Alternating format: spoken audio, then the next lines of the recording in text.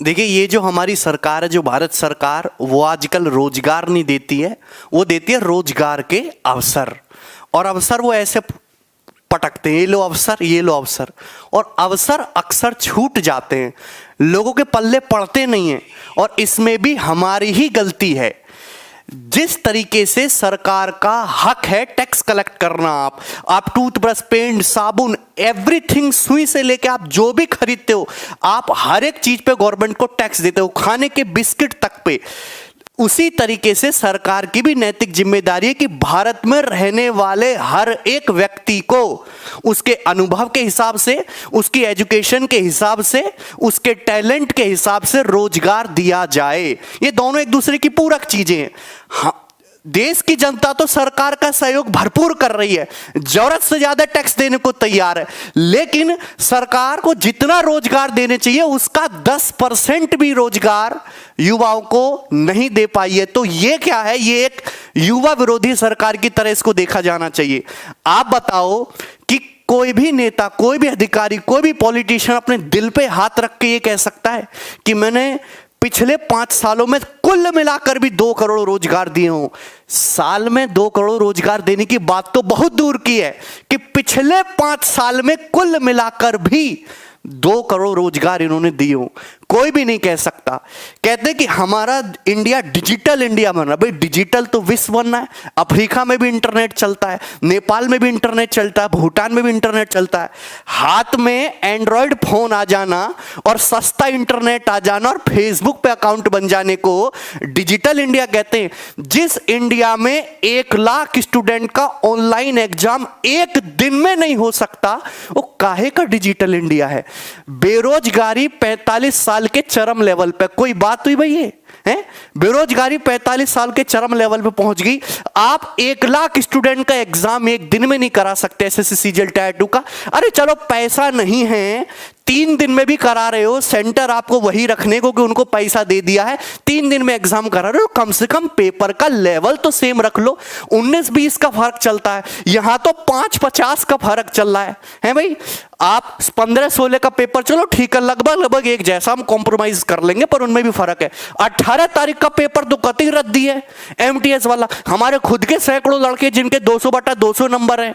अब बताओ, उन 18 तारीख के स्टूडेंट के टोटल 600 में से 540 स्कोर लाके उनका लिस्ट में नाम नहीं है। आप बताओ, उनका लिस्ट में नाम नहीं हो, कैसे करेगा बच्चा? 15-16 तारीख वाले बच्चे जिनके 120 नंबर हैं, उनके बढ़ बढ़ के और उनका लिस्ट में नाम है। आप बताइए कैसे काम चलेगा? अगर आपसे पेपर नहीं बनाया जा रहा, आपकी टीसीएस पेपर नहीं बनाया जा रहा, आपका एसएससी पेपर नहीं बना सकते, तो हमको बुला लो। हमारे इतने सारे टीचर हैं, एक भी टीचर को बिठा दोगे ना, वो सेम लेवल के सैकड़ों पेपर आपको बना के दे देगा, सेम लेवल के सैकड़ों पेपर। आप मुझको बुलाओ, मैं ऐसे बढ़िया पेपर बना के दूंगा आपको। आप हमारे साथी टीचर्स को बुलाइए, इंग्लिश जीके वाले के, वो इतना बढ़िया पेपर बना के देंगे। आपसे सेम जैसा लेवल नहीं बनाया जा रहा है भाई, कैसे काम होगा? दूसरी बात ये कह रहे हैं कि हम सीईटी लाएंगे, कॉमन एलिजिबिलिटी टेस्ट, रेलवे के, बैंकिंग के, एसएससी के, सारे स्टूडेंट को एक साथ इकट्ठा कर लेंगे। तुम एक बात बताओ, तुमसे अलग अलग तो एग्जाम सही से हो नहीं रहा। तुम्हारी इतनी क्षमता है क्या? वाकई में तुम्हारे अंदर इतनी ताकत है कि तुम सारे एग्जामों को एक साथ करवा पाओ? अपने दिल पे हाथ रख के एक बार कोई भी कह सकता है कि मैं एक साथ पेपर करा दूंगा।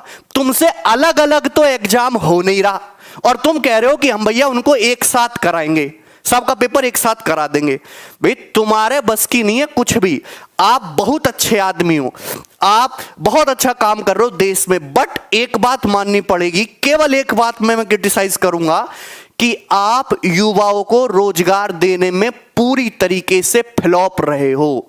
कुली नंबर 1 फिल्म से भी ज्यादा फ्लॉप रहे हो आप युवाओं को रोजगार देने में। बाकी आपने कितने भी बढ़िया काम करे हो। अब देखिए, इसके 2 सॉल्यूशन है। या तो स्टूडेंट ये समझ ले कि हमें तो रोजगार चाहिए ही नहीं, हम भूखे मर लेंगे, जैसे वो लोग शादी ब्याह नहीं कर रहे हम भी नहीं करेंगे, और देश बाकी अच्छा आगे बढ़ता रहेगा। लेकिन ये भी नहीं छोड़ सकते क्योंकि बेरोजगारों की संख्या इतनी ज्यादा है, 20 करोड़ की तादाद में बेरोजगार है।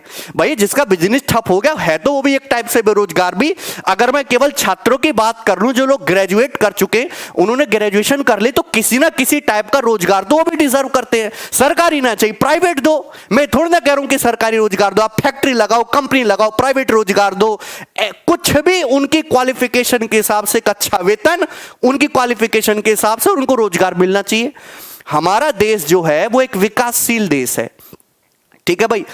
यहां पे जो हमारे जो प्राइम मिनिस्टर, जो प्रधानमंत्री, उनका काम क्या है? वो हमारे देश में पीएम का एक ही मतलब है, policy maker, best policy maker और उसको इंप्लीमेंट करने वाला। लेकिन यहां पे हो चुका है बिल्कुल उलट। जो आदमी हमारे देश की बेरोजगारी दूर करे, गरीबी दूर करे, भुखमरी दूर करे, यहां की अर्थव्यवस्था को अच्छा करे, पर कैपिटा इनकम बढ़ाए, वो आदमी ही एक अच्छा लीडर और एक अच्छा पॉलिटिशियन है। सारे काम अच्छे हो रहे हैं, पर जो मेन मुद्दे थे, भुखमरी, बेरोजगारी और आपकी पर कैपिटा इनकम बढ़नी चाहिए, देश की अर्थव्यवस्था आगे बढ़नी चाहिए, ये सारे मुद्दे पूरी तरीके से फ्लॉप रहे। सारे मुद्दे पूरी तरीके से फ्लॉप हैं। ठीक है भाई। अगर मैं अपने हम इतनी दूर तक जाते ही नहीं। दूसरी बात, लोग कहते हैं कि सर आप इनको क्रिटिसाइज कर रहे हो, आप ये हो, कांग्रेसी हो, ये हो, वो। देखिए, किसी का विरोध करना जरूरी नहीं है कि दूसरे का समर्थन हो। मेरे हिसाब से तो दोनों ही एक जैसे हैं भाई, दोनों ही एक जैसे। पर मेरे स्टूडेंट के लिए, मैं जिस फील्ड में, मैं जिन विद्यार्थियों से जुड़ा हुआ, हम 1-2 करोड़ स्टूडेंट अगर हमारे साथ जुड़े हुए हैं, उनका भला कैसे हो, उनका जीवन कैसे सुधरे, यही मेरे जीवन का लक्ष्य है। मैं इसी के लिए काम करता हूं। हर टीचर हमारे फील्ड का उसी के लिए काम करता है कि उससे जुड़े हुए स्टूडेंट कैसे उनका जीवन सुधरे। और उनका जीवन नरक बनता जा रहा है। 5-5 साल में पेपर क्लियर नहीं हो रहा। इससे बढ़िया तो ऑफलाइन था। ऑफलाइन में वहां अलग टाइप की धांधलेबाजी होती थी, तो ऑनलाइन आया। ऑनलाइन में नॉर्मलाइजेशन, और नॉर्मलाइजेशन की बात सुनो, नॉर्मलाइजेशन में नंबर तो ऐसे घट बढ़ रहे हैं जैसे बूंदी के लड्डू में बूंदी इधर उधर हो जाती है, ऐसे नंबर घट बढ़ रहे हैं नॉर्मलाइजेशन से। हमने तो सोचा था फायदा होगा, पर ये नॉर्मलाइजेशन तो उससे भी बड़ा वो निकला। दूसरी बात, नंबर नहीं दे रहे, ये नंबर जानबूझ के नहीं दे रहे टीयर 2 के। पहले टीयर 3 का रिजल्ट देंगे, फिर टीयर 2 का नंबर देंगे, क्योंकि उनको टाइम मिल जाएगा, बच्चे थोड़े से ठंडे हो जाएंगे। क्योंकि टीयर 2 के उसमें हुआ है बहुत ज्यादा गड़बड़ घोटाला। मैं आपको दिखाता हूं, ये ध्यान से देखिए। ये 2018 का रिजल्ट देखो, 2019 का रिजल्ट देखो, इतना फर्क कैसे आ सकता है? आप जनरल का देखे, 433 से 528 नंबर पर कट ऑफ पहुंच गई। 2018 में 433 थी, 2019 में 528। 95 नंबर के, हाँ 95 नंबर के आसपास कट ऑफ बढ़ी है जनरल की। 95 नंबर के आसपास कट ऑफ बढ़ी है जनरल की। आप ही देखिए, जनरल और ओबीसी मैक्सिमम 2 ही कैंडिडेट होते हैं। 2018 में जो गैप था जनरल ओबीसी में, ये 33 नंबर का था। ये कितना था? 33 नंबर का गैप था। वही 2019 में ये जो गैप है, ये जो है 50 नंबर का हो गया। देखिए, आरक्षण एक बहुत जरूरी है। जो तबका गरीब है, पिछड़ा, उसको आरक्षण जरूर मिलना चाहिए। मैं खुद एक जनरल कैटेगरी से हूं, लेकिन मैं उसका सपोर्ट करता हूं।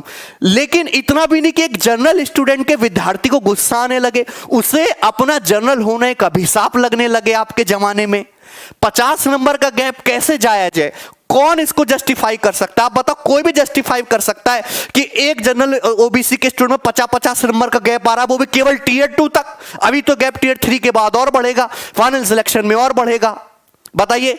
और हम कुछ कहें तो हम आंदोलन जीवी हैं, है भाई। ये बेवजह के भड़का रहे हैं, देश आगे जा रहा है, तरक्की कर रहा, देश खतरे में, निकाल दिया हमने, ये कर दिया और वो कर दिया। अरे सही लॉजिकल बातें करो यार, हैं? अगर आप सही से रोजगार दोगे, हमारे लोग आगे बढ़ेंगे, तो क्यों करेंगे? इनके पास खाली टाइम थोड़ना है, दिन भर ये फेसबुक उस पर लगे रहते हैं हमारे स्टूडेंट। क्यों? क्योंकि इनके पास काम नहीं है करने को। अब सब आईटी सेल में थोड़ ना जा सकते हैं।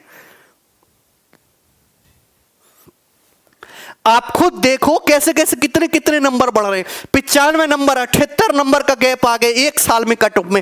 स्टूडेंट वही रहा, सिलेबस वही रहा, है भाई।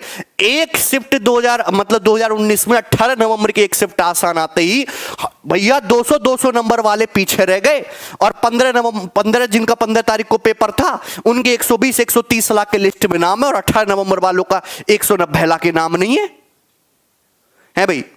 दूसरी बात कि ये जो है अब हमको करना पड़ेगा ट्विटर पे, इसके खिलाफ जो है कैंपेन करना पड़ेगा। और कैंपेन केवल एक बार करने से फायदा नहीं होगा। जिस दिन पेपर होने वाला हो, रिजल्ट आने वाला हो, जिस दिन आपके शिफ्ट शुरू होए, नोटिफिकेशन आए, हर एक दिन ट्विटर कैंपेन होना चाहिए और उनको टाइम टाइम पे याद दिलाते रहना चाहिए कि भैया अपनी व्यवस्था ठीक कर लो, अपनी व्यवस्था ठीक कर लो, है भाई। तो ये 25 फरवरी को 11 बजे सारे स्टूडेंट ट्वीट करेंगे, मोदी जी रोजगार दो। जिस तरीके से आप टैक्स लेते हो, इंडिया का सपोर्ट मांगते हो, आप आते हो रात को 8 बजे कि मुझे आप लोगों की जरूरत है, वैसे कभी एक बार इन बेरोजगारों से भी पूछ लो कि इन्हें किस चीज की जरूरत है? उम्र निकलती जा रही, इनकी नौकरी नहीं, 10 पैसा इन्होंने नहीं कमाया आज तक, घर वाले इनको गाली देते हैं, बताइए। और इससे पहले जो इंपॉर्टेंट बात है कि ये CGL 19 के मार्क्स तक देने को तैयार नहीं है, 2018 का फाइनल रिजल्ट देने को तैयार नहीं है। 18, 19, 20 3 साल चलेंगे, अब तक फाइनल रिजल्ट नहीं है, पता नहीं कब जाके ज्वाइनिंग देंगे। उससे पहले 23 फरवरी को 11 बजे #CGL 19 मार्क्स, CGL 19 के मार्क्स जो हैं वो आए। इसके लिए आप लोगों को ट्विटर कैंपेन करना, क्योंकि हमारे पास जो है इसके अलावा और कोई रास्ता है नहीं। और ये लोग सुनते भी इसलिए नहीं है क्योंकि उन्होंने कभी इस टाइप का माहौल देखा नहीं। इनके लड़के जो है बढ़िया विदेशों में पढ़ते हैं, बढ़िया मर्सिडीज गाड़ी में घूमते हैं, ऐश करते हैं। कभी इनको बोलो कि यार आप एक बार जाके मुखर्जी नगर में रहो, वहां वो सूखी दाल खाओ, 3 दिन पुराना रखा हुआ आटे की रोटी खाओ, तब जाके इनको पता चले। है उधार मांग मांग के किराया दो आप अपना, भूखे सो किसी दिन, बताओ, तब तो इनको समझ में भी आए। इन्होंने खुद उस टाइप का स्ट्रगल देखा नहीं है, इस टाइप से उनको आपके प्रति इतनी फीलिंग्स भी नहीं है। और ये आपको बतानी पड़ेगी, अपना दुख दर्द समझाओ, बार बार इनको याद दिलाते रहो। केवल 25-23 तारीख को नहीं, हमेशा हर दिन, जिस दिन एग्जाम से रिलेटेड कुछ भी बात हो, आपको ट्विटर पे अपनी आवाज उठानी। बस इतना ही मैं कहना चाहता था आप लोगों से। धन्यवाद। सब लोग एक साथ रहें, जुड़ कर रहें, अपने टीचर्स को भी सपोर्ट करें, क्योंकि टीचर सब धर ले जाएंगे एक दिन। मजाक नहीं कर रहा, सारे टीचर धर ले जाएंगे एक दिन कि तुम बड़ा बोल रहे हो, उठा लेंगे तुम्हें, इन सज्जन को बहुत तकलीफ हो रही है सरकार से, हैं? और तब उस दिन हमें तुम लोगों की जरूरत पड़ेगी और आप भाग गए तो फिर भैया सरकार जीत जाएगी। कुछ नहीं होने वाला, रहते ना जिंदगी भर बेरोजगार। I am 60 year old, I am बेरोजगार, जय मोदी करना। ठीक है, चलिए बाय।